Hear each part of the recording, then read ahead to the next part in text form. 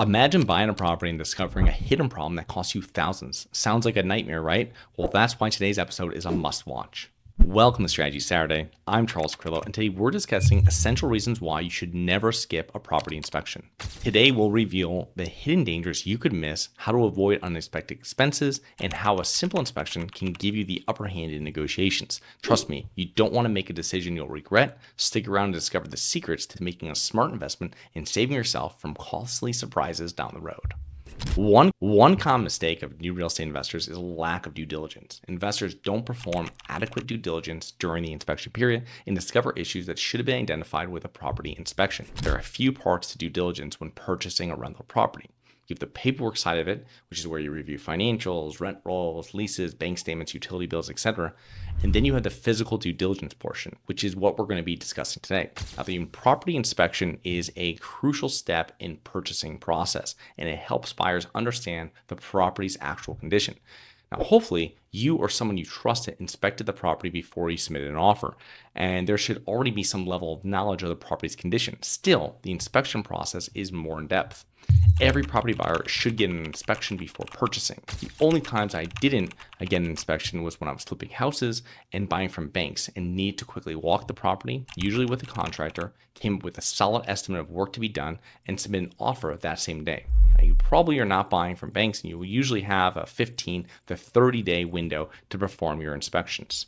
Let's break down some reasons why you should have a property inspection. Number one is identify current and potential issues. Now, the inspector will most likely find minor problems like a miswired electrical outlet or a switch that doesn't work, but they will also uncover potential structural, electrical, and plumbing system problems. And these are the big dollar items that may dramatically change the property's value. Also, finding pest infestation sooner than later can dramatically prevent future severe damage that could happen to your property. Number two is avoiding unforeseen expenses. So, preventing buyer's remorse, an inspection will help confirm that the buyer is making a sound investment by knowing there will not be costly surprises after closing, and the buyers accurately understand the property's condition. A buyer aware of the exact condition of the property can confidently move forward with the purchase. Number three is accurately forecast future expenses. So, maintenance planning. Property inspection reports will highlight current and potential future issues with a property, and this helps buyers know how to budget during the interim. Insurance requirements. Insurance companies may require certain repairs before providing coverage, especially with older properties. Knowing this during the inspection will help buyers negotiate repairs and credits before closing.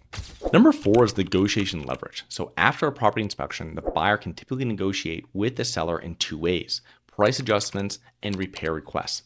So price adjustments, where buyers can negotiate a lower price if they're willing to repair themselves after closing, and repair requests. So buyers can also submit repair requests to the seller, and this saves the buyer's time and headache because they do not have to handle or fund the repairs post-closing. The buyer's lender or insurance company might also require these loans before closing or before insuring, which stops the closing process until the repairs are made. Number five is safety and compliance with local codes.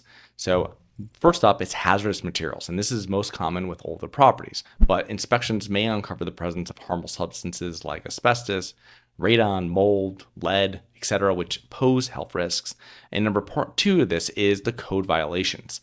Now, this is also more common with older properties because codes change. Many properties are now grandfathered in, but they may still need to make some changes and updates for safety. We've had to install new fire doors, fire alarm systems, fire extinguishers, emergency lighting. These repairs can be very expensive, and knowing them before closing is essential. Number six is informed decision making. So it gets you full disclosure. Once the buyer has the property inspection report, they have comprehensive information on the property's condition. They can also, for property comparison, the buyer can now compare the subject property they're looking at, and its condition to similar properties in the market, helping them to make a more informed decision. Maybe the property isn't as good of a deal as they thought before once they see the inspection report. It's vital to understand that property inspectors are more generalists, and if the inspector locates a potential issue, make sure you bring in a contractor specifically trained to review the problem uncovered by the inspector. To make the inspection process easier and faster, I would have a couple of other contractors at the property on the same day to review the major items and systems simultaneously. And this would include an HVAC person, a roofer, plumber, pest inspector, etc. It might be overkill and depends on the property's age, but it beats going back multiple days to complete the inspection, and the seller and your agents will also appreciate you doing it all at once. I would also make sure to check out episode SS13 and SS161 to learn more about property due diligence. So I hope you enjoyed. Please remember to rate, review, subscribe. Submit comments and potential show topics at globalinvestorspodcast.com. If you're interested in actively investing in real estate, please check out our courses and mentoring programs at syndicationsuperstars.com. That is syndicationsuperstars.com. Look forward to 2 more episodes next week. See you then. Have you always wanted to invest in real estate but didn't have the time, didn't know where to find the deals, couldn't get the funding, and didn't want tenants calling you? Since 2006, I've been buying income-producing properties in great locations that provide us with consistent passive income while we wait for appreciation in the future and take advantage of tax laws while we're waiting. And unlike your financial advisor, we invest alongside our investors in every property we purchase. Check out investwithharborside.com. If you like the idea of investing in real estate, if you like the idea of passive income, partner with us at investwithharborside.com. That's investwithharborside.com.